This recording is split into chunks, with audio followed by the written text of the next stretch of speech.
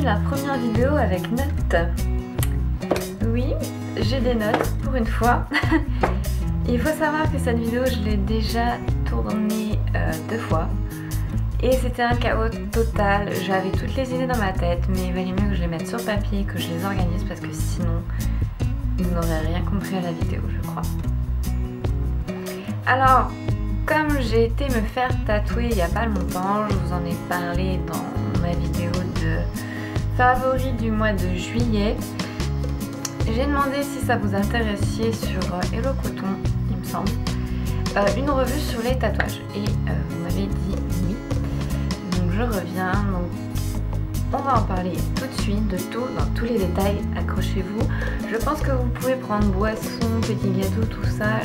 Je veux pas la faire trop longue mais je pense qu'elle va être longue. Alors je commence déjà avec mon histoire avec les tatouages. Il faut savoir que mon papa est déjà tatoué de partout. Le haut du corps. C'est les bras, le dos, un peu le devant, enfin bon voilà. Et j'ai toujours connu mon papa tatoué et depuis toute petite je me dis moi aussi j'en aurais.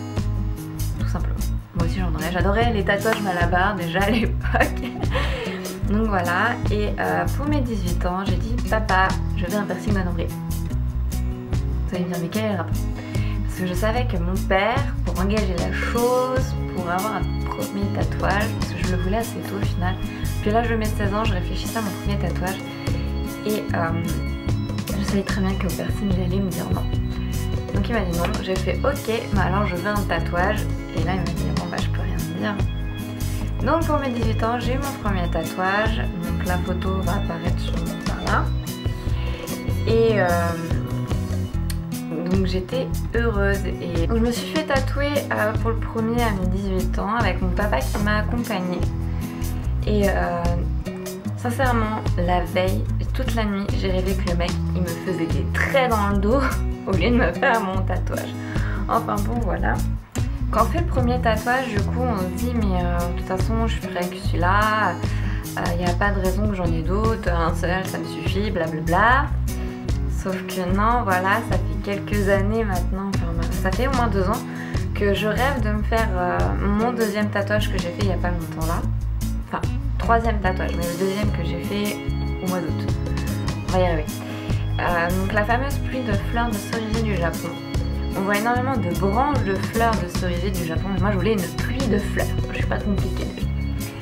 Mais sauf qu'il y a eu la fameuse loi qui n'est pas passée, mais qui a failli passer, comme quoi on interdisait les couleurs sauf le bleu, le vert et le gris. Je me suis dit, moi de toute façon c'est clair et net, j'ai besoin de tatouages en couleur, sinon ça ne me correspond pas.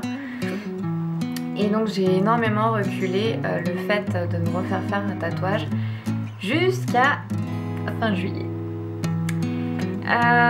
Pour moi en fait les tatouages déjà c'est un bijou corporel, c'est un bijou qu'on a sur soi, ça exprime notre identité, notre façon d'être, ce que l'on est, c'est vraiment extérioriser son identité. Voilà. Pour moi c'est à ça que ça correspond.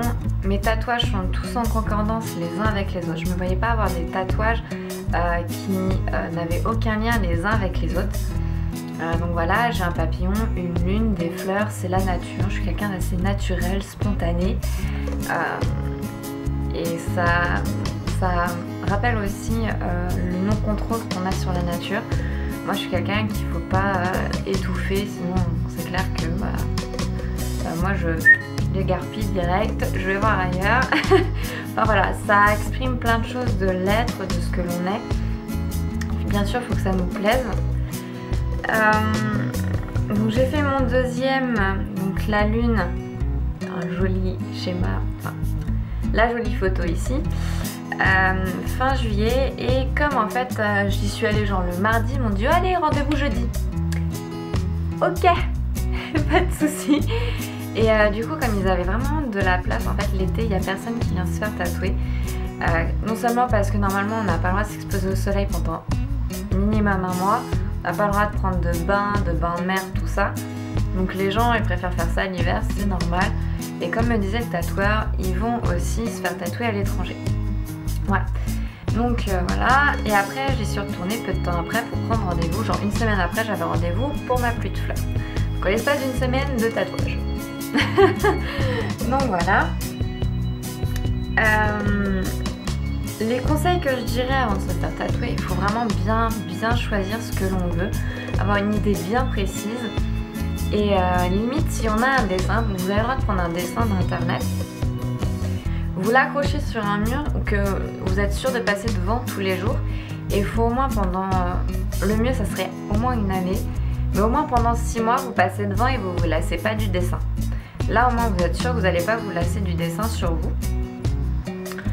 Moi c'est ce que j'ai fait et sincèrement voilà, je suis contente. Mon papillon ça fait 5 ans que je l'ai, je m'en suis jamais lassée et je suis bien contente. Donc il faut vraiment mûrir le tatouage que l'on veut, parce que c'est quand même quelque chose de non négligeable parce qu'on l'a à vie sur la peau. Ce qui me fait venir au fait que oui, il y a plusieurs types de tatouages. Donc, vous avez les tatouages éphémères qui durent pendant 3-4 mois, en fait c'est une espèce de pochoir qui fond,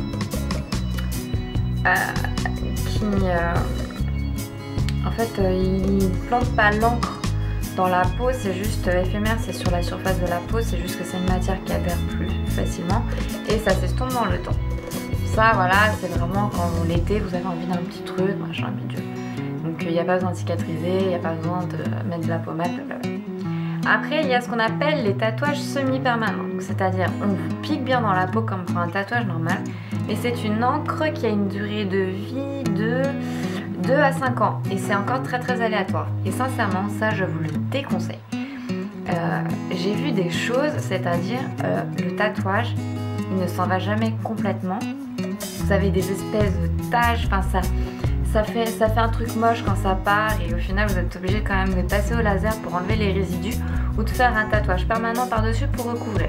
Alors déjà quand on parle de recouvrement c'est la galère totale. Donc il y a ce type d'encre, mais sincèrement, réfléchissez bien à votre modèle et soyez vraiment sûr de ce que vous voulez et ne passez surtout pas par cette case de encre semi-permanente. Parce que c'est trop aléatoire, ça ne marche pas sur tout le monde. Il y en a qui ça s'en va très bien, mais je vois apparemment les 3/4 des personnes, voilà, il y a toujours des résidus qui sont là et c'est vraiment très laid. Donc moi mes 3 tatouages sont en encre permanente.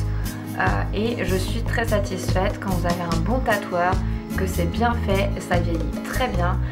Il suffit de bien l'entretenir, de passer de la crème hydratante régulièrement dessus, ça rafraîchit la peau.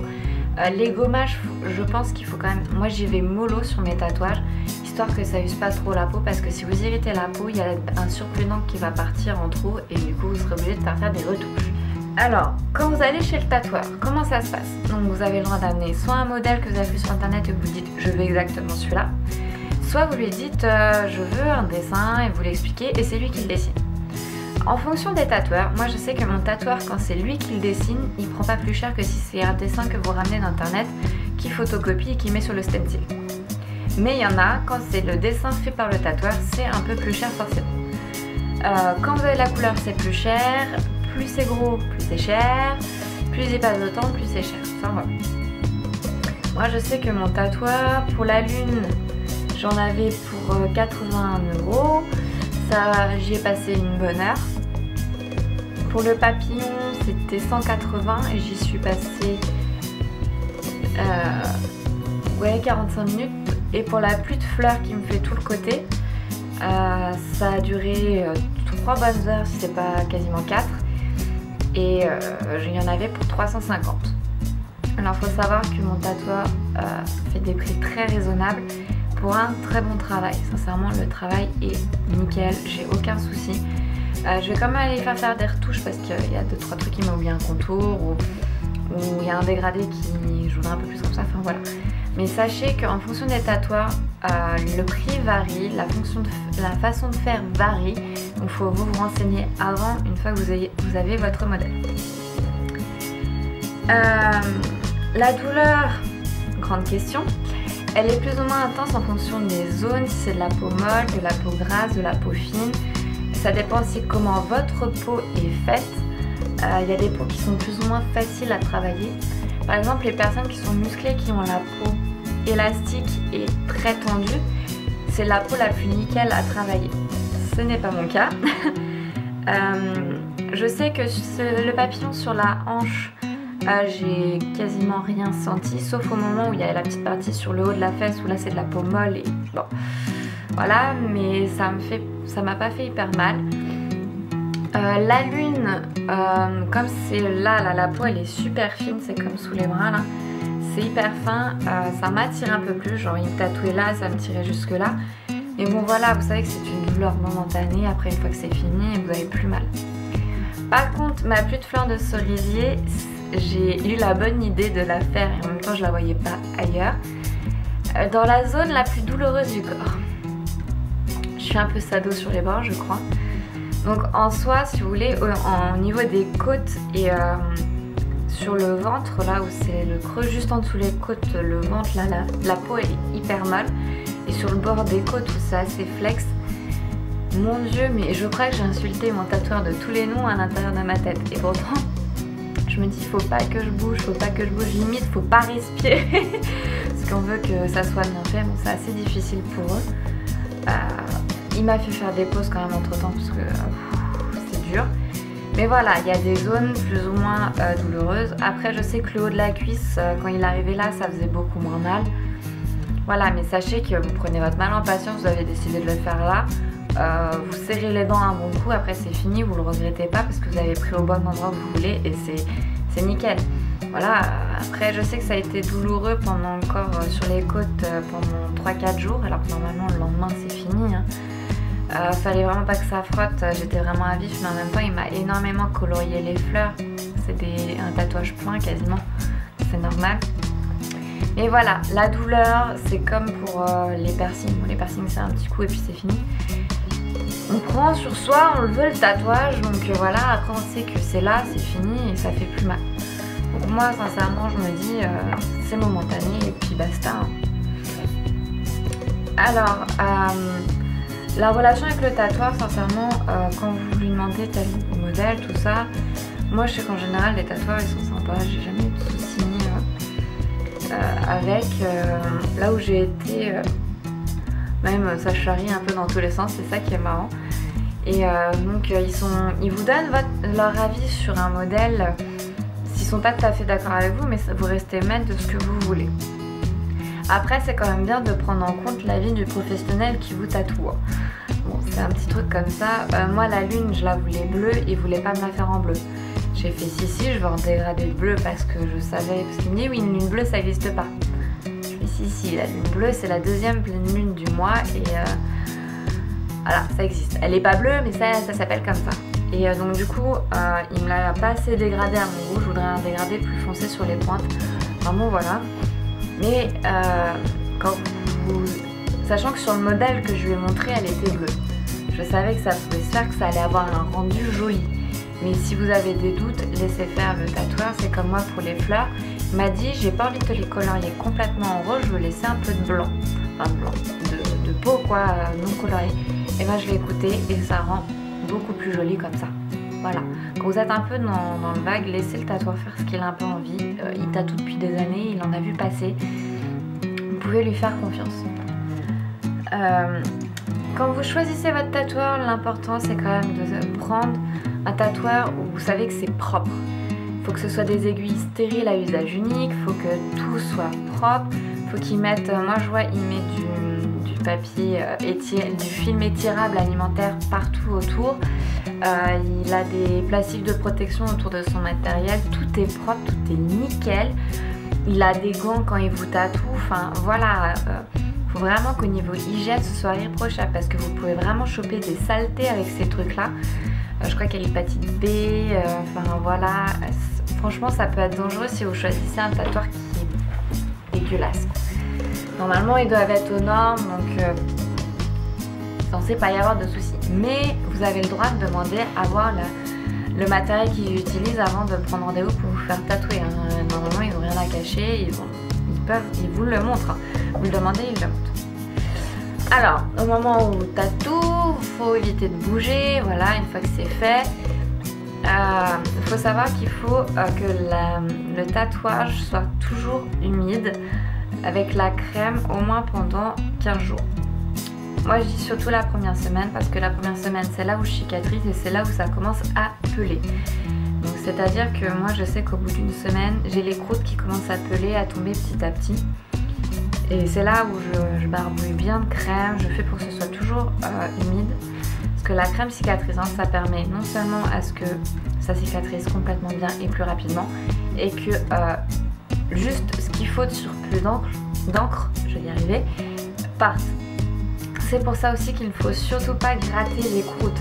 Parce que si vous grattez vos croûtes et que vous les arrachez, il va y avoir plus d'encre que prévu qui part. Et du coup vous allez par exemple avoir un trou dans votre trait noir, vous allez être obligé de le faire retoucher, tout ça parce que vous avez gratté. Il ne faut surtout pas, et pourtant à la cicatrisation ça gratte. Donc c'est vraiment une lutte de tous les jours à ce moment-là. Mais sincèrement ça cicatrise assez vite. Après pour l'exposition au soleil, moi je vous conseille d'attendre 2 mois avant de le faire. Sinon je sais que moi mon père il a pris des coups de soleil monstrueux, même des dizaines d'années après, les tatouages ils ont très mal vieilli. Donc je vais y venir à ça après. Alors au niveau de la cicatrisation, je sais que moi j'ai eu le cas plusieurs fois, donc autant pour ma pluie de fleurs que pour mon papillon, c'est-à-dire au niveau des élastiques de pantalon, de culotte et au niveau du soutien-gorge. Pendant la cicatrisation, il faut toujours que vous mettiez votre film étirable alimentaire ou un sopalin, histoire qu'en fait l'élastique soit pas à même la peau, parce qu'au niveau de la cicatrisation ça va faire des marques, ça ne sera pas beau. Donc pendant les 15 premiers jours, moi je vous conseille de laisser ce pansement là. C'est pas agréable, vous êtes en train de cuire l'été, mais bon, voilà. Ça évite que l'élastique marque et du coup que votre tatouage reste uniforme et beau. C'est un peu le problème. Et en même temps de ça, le tatoueur conseille de porter que du coton. Bon, je vous avoue que j'ai pas acheté des slips de grand-mère en coton, juste pour leur faire plaisir. Du coup, si vous n'avez pas de coton, laissez le tatouage vraiment sous son pansement. De toute façon, la plupart des t-shirts maintenant, le problème c'est les jeans, mais la plupart des t-shirts ont du coton dedans, donc il n'y a pas trop de soucis avec ça. Après, si vous, au niveau de la douche, donc on évite les bains forcément, faut utiliser un savon à pH neutre. Donc le savon de Marseille a un pH neutre. Et il faut éviter de frotter avec. Vous faites mousser gentiment mais vous ne frottez pas. Moi je sais que j'avais la main en creux de façon à ce que ça mousse autour et que ça étale la mousse sans que je frotte sur les croûtes. Parce que du coup c'est là où ça les fait partir. Donc je vous avais dit qu'après la cicatrisation, faut éviter les expositions au soleil parce que je vois moi les tatouages à mon père ils ont verdi, c'est vraiment dégueulasse.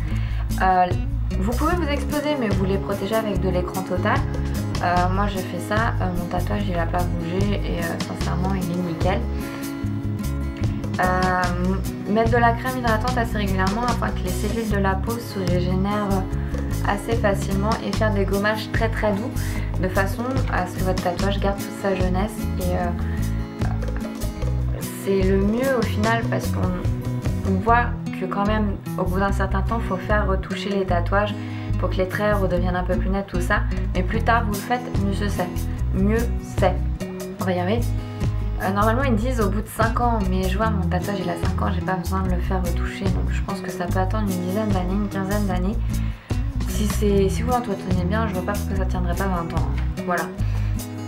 Mais voilà comment ça peut s'entretenir, hein, sincèrement.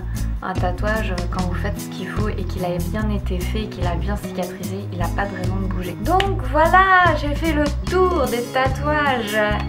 C'est une vraie passion, hein. Sincèrement j'adore ça. J'en ai 3, normalement 3 est l'équilibre parfait sur un corps. Mais bon, on sait jamais ce qui peut arriver, je ne dis plus c'est bon je m'arrête là parce que j'ai fait ça pour le premier et voilà. Mon copain m'a fait la même, hein. Il a fait le premier, il fait non, j'en ferai pas d'autres. Là, ça fait quelques mois qu'il me dit, ah, je m'en ferai pas ça, et tout. Et puis ça, là, ouais, voilà, qu'est-ce que tu disais? Non, j'ai rien dit. Enfin bon, voilà. C'est vrai que la rumeur disant que quand on y goûte, on s'en passe plus. C'est pas qu'on aime se faire mal, c'est juste que quand on a un beau rendu et qu'on aime ce qu'on a, il n'y a pas de raison qu'on n'en fasse pas d'autres. Enfin, bon, à condition que, comme je dis, que ce soit harmonieux et que ça aille entre. Mais après, c'est le choix de chacun. Si vous avez envie de faire des écritures et un arbre, ou un ballon de football et un poisson. Voilà, c'est votre choix complet. Les significations sont personnelles. Vous faites ce que vous voulez de votre corps. De toute façon, c'est un choix complètement perso. C'est une façon de s'exprimer aussi.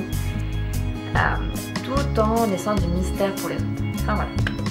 J'espère que cette vidéo vous aura plu, qu'elle n'aura pas été trop longue. J'ai fait mon mieux pour condenser les choses, pour aller le plus rapidement possible, parce que là c'est un sujet assez vaste. Moi j'en parlerai pendant des heures.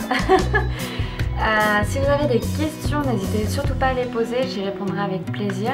Parce que maintenant je pense que je peux me considérer comme une fille tatouée. Parce qu'avec un tatouage j'avais du mal à me dire je suis une fille tatouée. Donc maintenant je suis vraiment une fille tatouée. Il y aura l'article en barre d'infos qui sera en relation, où je vous montre les photos quand le tatouage, comment ça s'appelle, tout ça, les explications. Enfin je refais le topo général de ce que je vous ai dit là. Et surtout, j'espère que vous passez de bonnes vacances au final, parce qu'on arrive quand même à la fin, c'est un peu dommage. Moi j'ai pas eu de vacances, donc je les ai pas vu passer. Sur ce, quand même, je vais vous laisser. N'hésitez pas à vous abonner à ma page Facebook, YouTube, Twitter, Instagram et venir sur mon blog, abonnez-vous à la newsletter. Sur ce, je vous fais plein de bisous, je vais vous laisser et je vous dis à la prochaine. Salut!